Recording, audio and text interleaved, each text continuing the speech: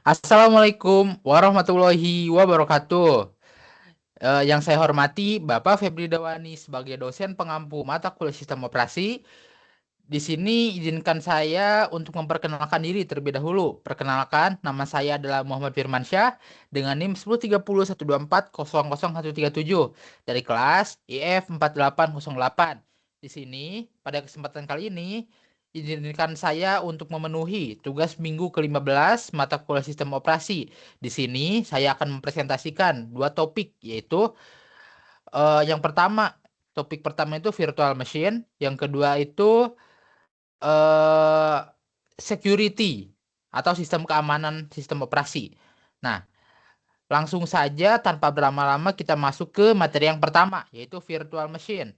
Jadi, apa sih itu virtual machine? Jadi, virtual machine itu adalah teknologi virtualisasi yang memperluas atau mengganti antar muka sistem yang ada untuk meniru perilaku sistem lain, sehingga memungkinkan eksekusi perangkat lunak seolah-olah berada pada perangkat keras lainnya dengan mensimulasikan perangkat keras secara penuh atau sebagian melalui metode seperti emulation atau full virtualization.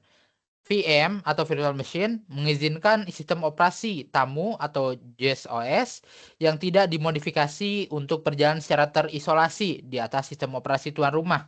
Nah, konsep ini tuh pertama kali diperkenalkan pada tahun 1970 untuk memfasilitasi jalannya perangkat lunak lawas legacy software pada perangkat kelas mainframe yang lebih baru. Jadi, kita rangkum lagi ya. Pertama-tama tuh mari kita bedah dulu sih apa itu virtual machine yang tadi saya jelasin. Jadi singkatnya tuh virtual machine itu adalah sebuah ilusi teknologi. Jadi ia tuh adalah sebuah perangkat perangkat lunak, maaf, yang mampu meniru perilaku perangkat keras. Jadi kita tuh bisa ngebayangin ada sebuah komputer virtual yang berjalan di dalam komputer fisik yang sebenarnya. Jadi teknologi ini tuh bekerja dengan cara memperluas atau mengganti antar muka sistem yang ada. Tujuannya untuk apa sih? Nah, tujuannya tuh agar kita bisa menjalankan sistem operasi lain yang kita sebut sebagai JSOS yang tadi saya jelaskan. Di atas sistem operasi utama kita atau host OS gitu. Tanpa perlu memodifikasi apapun dan tanpa perlu membeli perangkat keras baru. Awalnya teknologi ini tuh lahir di tahun 1970 tadi untuk menyelamatkan software-software jadul, legacy software, agar tetap bisa berjalan di mainframe yang baru. Namun sekarang fungsinya sudah jauh lebih luas daripada itu.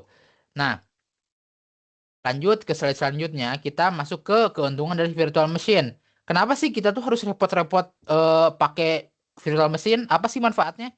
Nah, ada tiga keuntungan dari virtual machine. Yang pertama itu adalah isolasi beban kerja. Nah, ini tuh bicara soal keamanan karena VM-nya tuh berjalan secara terisolasi. Jika satu VM terkena virus atau mengalami crash, kerusakan itu tidak akan menyebar ke virtual machine lain ataupun ke komputer fisiknya. Jadi ini tuh seperti ruang karantina yang aman lah gitu. Nah, yang kedua itu ada konsolidasi beban kerja, workload consolidation. Nah, itu meningkatkan efisiensi perangkat keras secara signifikan dengan memungkinkan beberapa aplikasi dan sistem operasi berjalan di atas satu mesin fisik yang sama sehingga mengoptimalkan penggunaan sumber daya resource yang tersedia. Jadi yang kedua ini tuh bayangkan aja kita tuh punya 10 server fisik nih yang masing-masing tuh hanya terpakai 10% kemampuannya.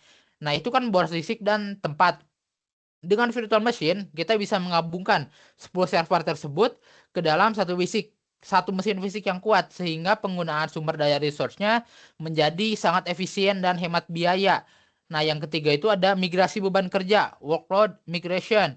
Nah, ini tuh menawarkan fleksibilitas tinggi di mana sebuah virtual machine dapat dipindahkan antar perangkat keras yang berbeda, misalnya dari hardware satu ke hardware 2 dengan mudah untuk keperluan pemeliharaan atau penyeimbangan beban tanpa perlu melakukan instalasi ulang.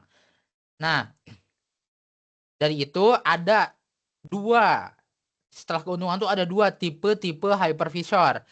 Nah, saya akan menjelaskan tipe yang pertama dulu nih. Jadi hypervisor tipe satu ini tuh yang dikenal sebagai bare metal adalah jenis monitor mesin virtual machine yang berjalan langsung di atas perangkat kelas fisik tanpa memerlukan perangkat sistem operasi tuan rumah host OS. Nah, di arsitektur ini, hipervisor itu bertindak sebagai kernel nyata gitu, yang memegang kendali penuh atas perangkat keras, di mana sistem operasi tamu berjalan dalam mode pengguna virtual user mode, namun tetap merasa seolah-olah berjalan dalam mode kernel. Karena berjalan langsung pada hardware, tipe ini tuh sangat efisien dan umumnya digunakan di lingkungan server perusahaan. Contoh implementasinya itu meliputi keluarga IBM, VM, Xen, dan VMware Are EXX Server. Nah, jadi kita persingkat, untuk menjalankan VM, kita tuh butuh pengelola yang disebut hypervisor. Jadi hypervisor ini tuh dibagi jadi dua, yang tadi saya jelasin ada yang pertama saya jelasin itu bare metal. Nah, di sini tuh hypervisor itu bertindak seolah-olah dia tuh adalah kernelnya atau inti sistem sebenarnya gitu. Karena tuh dia memegang kendali penuh dan langsung ke hardware. Performanya sangat tinggi dan efisien. Tipe inilah yang digunakan di pusat data center gitu. Atau server perusahaan yang besar. Contohnya itu yang tadi saya jelasin, yang tadi saya sebutkan. Contoh yang terkenalnya itu VMware, ESX Server, Xen atau keluarga IBM VM. Nah, ada yang tipe yang kedua nih. Yang tipenya kedua itu hosted hypervisor. Nah, hypervisor tipe kedua ini berjalan di atas sistem operasi tuan rumah host OS layaknya sebuah aplikasi perangkat lunak standar sehingga bergantung pada OS. Untuk manajemen sumber daya dasar pada tipe ini tuh sistem operasi softnya tuh berada di lapisan atas hypervisor gitu. Dan karena hypervisor ini itu gak punya akses penuh ke perangkat keras, jadi ia sering menggunakan teknik seperti penerjemahan biner atau binary translation untuk menangani instruksi sensitif dari JSOS. Jadi model ini tuh lebih mudah diatur untuk penggunaan personal pengujian. Contohnya tuh perangkat lunak yang populer dalam kategorinya tuh VMware, Workstation, Oracle VirtualBox, dan Parallels. Jadi kita singkat lagi, jadi tipe yang kedua ini tuh tipe yang mungkin sering kita pakai di laptop pribadi kita. Seperti saya itu pakai virtual machine di VirtualBox, maaf, di praktikum sistem operasi gitu. Jadi berbeda sama tipe 1, hypervisor tipe 2 itu berjalan di atas sistem operasi tuan rumah seperti Windows, Linux, layaknya aplikasi biasa gitu. Jadi urutannya itu adalah hardware, lalu OS utama, misalnya Windows, baru kemudian hypervisor karena berjalan di atas OS lainnya. Jadi dia tuh gak punya akses langsung penuh ke hardware gitu, sehingga dia menggunakan teknik binary translation atau penerjemah instruksi agar JSOS-nya itu bisa berjalan gitu. Nah, langsung kita masuk ke bagian yang kedua, yaitu security pada sistem operasi. Nah, apa sih security CIA Triad ini? Menurut NIST, Computer Security Handbook, keamanan computer security adalah perlindungan yang diberikan kepada sistem informasi otomatis untuk mencapai tujuan yang berlaku dalam melestarikan integritas gitu. Jadi ketersediaan dan kerahasiaan sumber daya informasi, konsep ini tuh dikenal sebagai Security Triad atau CIA Triad, yang merupakan model keamanan fundamental yang terdiri dari 3 komponen utama yang saling berkaitan, yaitu confidentiality, integrity, availability, di mana ketiganya melindungi data dan layanan dalam sebuah sistem. Dan ketiga tersebut akan saya jelaskan di slide-slide selanjutnya. Nah, jadi kita eh, apa? Kita pahamin lagi gitu, kita dalamin lagi. Apa sih komputer security triad ini? Jadi ini tuh bukan sekedar memasang antivirus doang gitu. Keamanan komputernya itu adalah upaya perlindungan sistem operasi, sistem informasi untuk melestarikan 3 hal utama. 3 hal ini tuh kita kenal dengan istilah CIA triad atau segitiga keamanan. Nah, ada 3 pilar yang tadi saya jelasin. Jadi ketiga pilar itu tuh saling berkaitan dan harus seimbang gitu. Jadi jika salah satu hilang, maka sistem tersebut tuh gak bisa dikatakan aman. Nah, lanjut kita bahas satu-satu. Yang pertama itu saya akan membahas confidentiality. Jadi confidentiality atau kerahasiaan adalah properti keamanan yang menjamin bahwa informasi itu tidak tersedia atau diungkapkan kepada individu, entitas, atau proses yang tidak berwenang. Sebagaimana didefinisikan dalam standar ISO 27000, aspek ini mencakup data confidentiality yang memastikan informasi pribadi tidak bocor ke pihak yang tidak sah, serta privacy yang menjamin individu memiliki kendali atas pengumpulan, penyimpanan, dan penyebaran informasi terkait dari mereka. Contohnya itu teknik umum untuk menjaga kerahasiaan ini adalah penggunaan enkripsi. Jadi kita rangkum lagi nih. Jadi pilar pertama itu adalah yang tadi saya jelasin, confidentiality. Jadi intinya itu adalah only authorized access. Jadi aspek ini menjamin bahwa data atau informasi tidak boleh bocor atau diakses oleh orang-orang yang tidak berhak. Jadi ini tuh mencakup kerahasiaan data pribadi, data confidentiality, dan juga privacy, yaitu hak individu untuk mengontrol informasi tentang diri sendiri. Serangan terhadap aspek ini tuh biasanya berupa pencurian data. Salah satu cara paling ampuh untuk menjaga confidentiality-nya tuh adalah dengan cara menggunakan enkripsi sehingga data itu menjadi tidak terbaca oleh pihak asing. Yang kedua, integrity.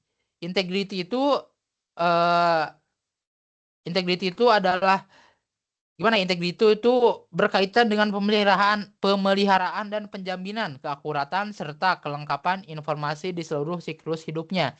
Yang berarti informasinya itu tidak boleh dimodifikasi dengan cara yang tidak sah atau tanpa terdeteksi. Konsep itu dibagi menjadi data integrity yang menjamin informasi dan program hanya diubah melalui cara yang spesifik dan sah, serta sistem integrity yang memastikan sistem melakukan fungsi yang dimaksudkan tanpa manipulasi yang disengaja atau maupun tidak disengaja. Salah satu metode untuk menjaga integritas itu adalah dengan menggunakan hashing. Nah, jadi pilar yang kedua itu kan integrity nih. Integritas itu bicara soal keaslian dan keutuhan data.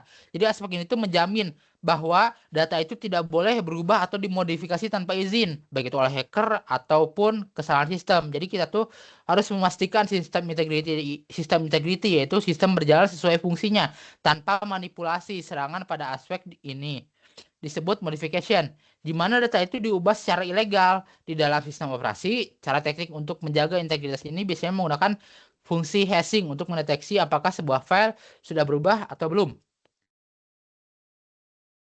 Dan yang ketiga itu adalah availability. Availability, kesediaan adalah aspek yang menjamin bahwa sistem dapat bekerja dengan segera dan layanan tidak ditolak bagi pengguna yang berwenang saat mereka membutuhkannya. Jadi tujuan utama dari aspek ini itu adalah memastikan keandalan dan keaksesibilitas data serta layanan sistem setiap saat, di mana serangan terhadap ketersediaan ini seringkali berbentuk interruption yang menyebabkan aset sistem menjadi rusak atau tidak tersedia bagi pengguna yang sah. Jadi singkatnya tuh aspek itu menjamin bahwa sistem itu dan layanan harus selalu tersedia saat pengguna yang sah membutuhkannya. Jadi serangan terhadap availability ini sering kita dengar dengan istilah DDoS atau gangguan fisik yang menyebabkan interruption sehingga aset sistem menjadi rusak atau layanan menjadi down. Nah, tugas keamanan di sini adalah memastikan reliabilitas dan pemulihan sistem yang cepat. Nah, lalu bagaimana sistem tahu bahwa yang mengakses adalah orang yang sah? Kan nggak mungkin tahu ya. Nah, di sini ada yang baru namanya authentication. Jadi authentication itu adalah landasan utama untuk sebagian besar jenis kontrol, akses, dan akuntabilitas sistem. Yang prosesnya terdiri dari dua langkah krusial, yaitu identifikasi dan verifikasi untuk memastikan pengguna adalah benar-benar pihak yang mereka klaim secara tradisional. Metode autentikasi dikategorikan dalam ketiga faktor utama: something you know, sesuatu yang Anda diketahui seperti kata sandi atau PIN; something you have, sesuatu yang Anda miliki seperti kartu akses atau lancana RFID; dan something you are, karakteristik fisik Anda atau biometrik. Nah, langsung saja kita masuk ke contoh authentication-nya. Nah, di sini tuh penerapan yang paling klasik di OS di operation system itu tentu saja adalah password. Namun yang paling utama itu adalah password based authentication yang berfungsi menentukan apakah pengguna itu berwenang mengakses sistem serta menetapkan hak istimewa privilege mereka. Selain itu teknologi terkini memperluas penggunaan autentikasi biometrik menjadi dua kategori, yaitu Statik biometrik yang berbasis karakteristik fisik tetap seperti sidik jari kita, wajah, dan retina. Ini tuh seringkali dipakai di HP, di laptop juga ada, dan di perangkat device lainnya.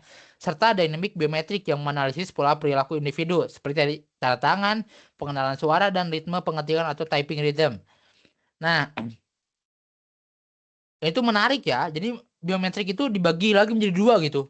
Canggih banget gitu. Jadi eh seperti yang pertama itu kan tadi saya jelasin statik biometrik, yaitu ciri fisik yang tidak berubah seperti sidik jari, retina atau wajah. Dan ada juga dynamic biometrik yang melihat perilaku seperti bagaimana ritme ketikan kita di keyboard, tanda tangan atau pengenalan suara kita. Jadi ini tuh membuat autentikasi itu jauh lebih akurat dan sulit dipalsukan.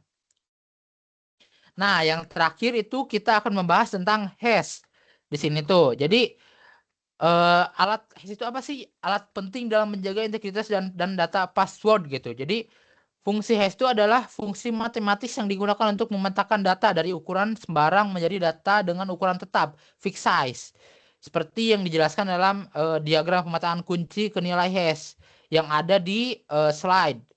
Bisa dilihat di slide. Dalam konteks keamanan komputer digunakan jenis khusus yang disebut cryptographic hash function, yaitu fungsi hash yang memiliki properti tertentu sehingga cocok untuk enkripsi dan verifikasi integritas data. Contoh algoritma hash yang umum itu digunakan antara lain adalah MD5, SHA-1, SHA-2, dan SHA-3. Jadi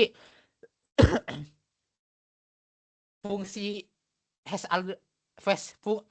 fungsi hash itu adalah algoritma matematika yang mengubah input data sebesar apapun, bisa satu kata atau satu buku tebal menjadi deretan kode acak dengan panjang yang tetap gitu. Jadi hash itu bersifat satu arah, artinya kita tidak bisa mengembalikan kode hash menjadi teks aslinya.